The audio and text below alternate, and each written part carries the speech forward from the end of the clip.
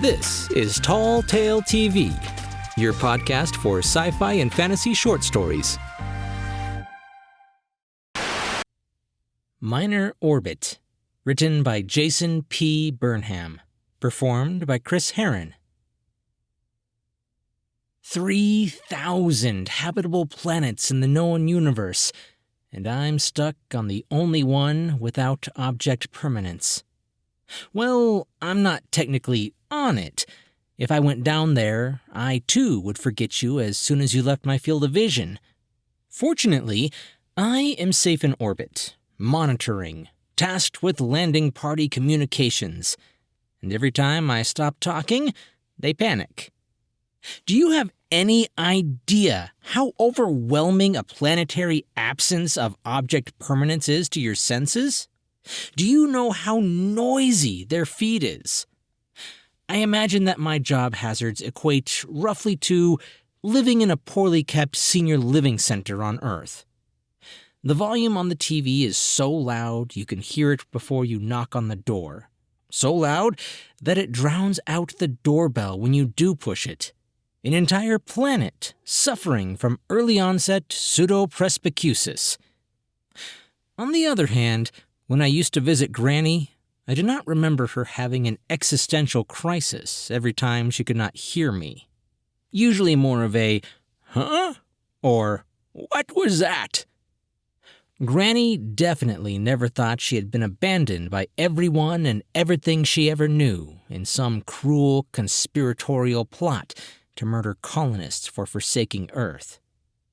Sometimes Granny would just let it slide. Do something for me. Tomorrow, wake yourself up to the loudest alarm tone you possibly can. The only way that you are allowed to turn it off is you start talking at a decibel level that exceeds the alarm. Then, for the rest of the day, you either have to have that alarm playing or you must be talking. Breathing exceptionally loud is also acceptable. You may be asking yourself, but what happens while you're asleep?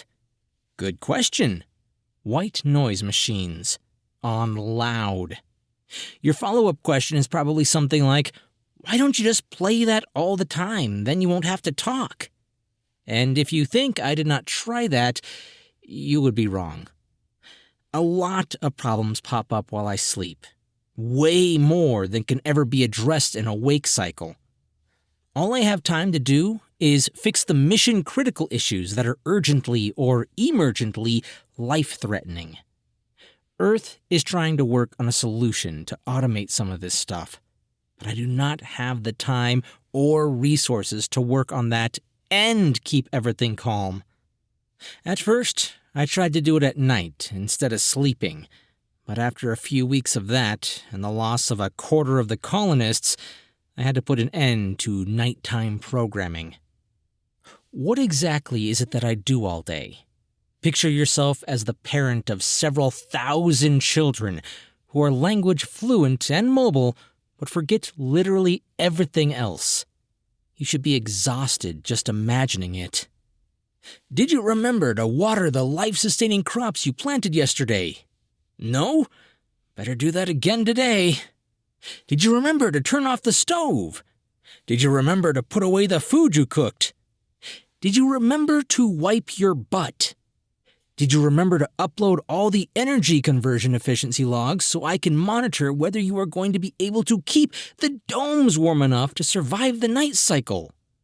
Yes, this is how we lost a quarter of the colony.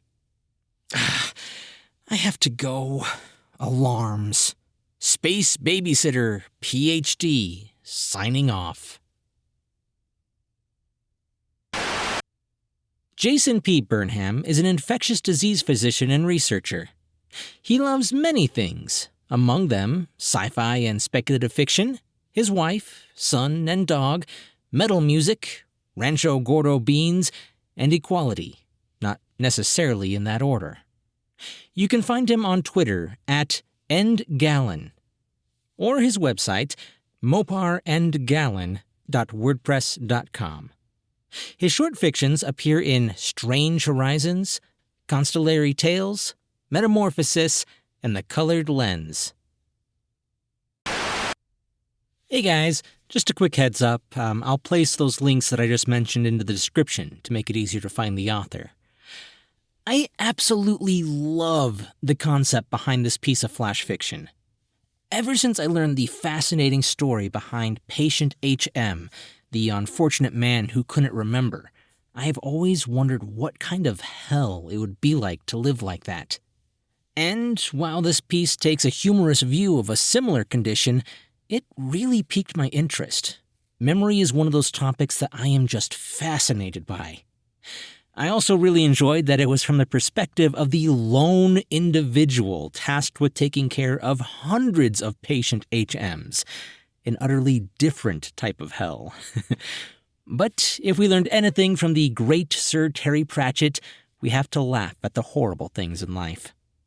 If you like this story, leave a review on iTunes, hit the thumbs up on YouTube or Facebook, and definitely subscribe. I've got so many more stories that you just will not want to miss. I'm Chris Herron, and that's it for today's Tall Tale TV.